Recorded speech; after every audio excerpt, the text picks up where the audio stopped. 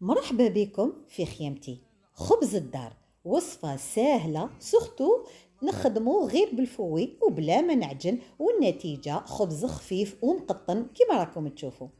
اول شي في ريسيبيون حطيت حبة كاملة تاع الولد الدجاج مع بياض تاع الحبة دوزيام، والصفر نخليه باش ندهن فيه في الاخر. نحط مغرفة من السكر، مغرفة من خميرة الخبز، وثلاثة ارباع كاس من الزيت، يعني 3 كاغ.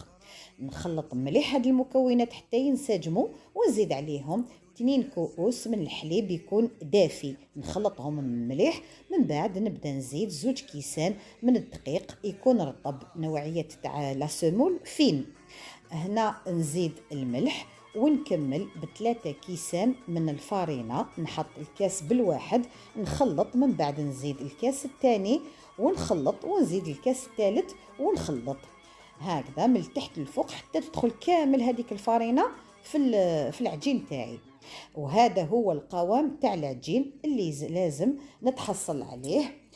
وهنا في الاخير كلمسه اختياري اللي حب يدير، انا زدت مغرفه تاع حبه الحلاوه ومغرفه من الساندويتش، ونخلط من التحت للفوق. ندهن السنيوه تاعي مليح. انا هاد الكميه دارت لي 2 خبزات. قسمت العجين على 2، نشمخ يدي بشويه تاع الماء، ونبدا نحل في العجينه على كامل السنيوه. ندهن بالصفر تاع الولد الدجاج اللي خليته من قبل، زدت له شويه من القهوه ومغرفه تاع الحليب.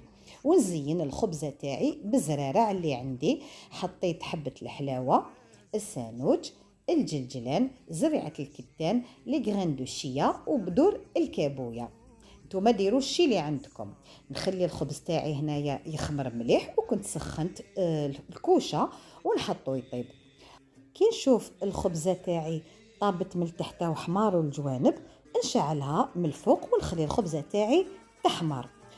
نضمن لكم باللي هذا الخبز ناجح من اول تجربه، وهاي لك النتيجه، خفيف الطري من الداخل ويقرمش من برا. في الاخير ما تنساوش تخليوا لكم كومونتير يفرحني ويشجعني، وابونيو.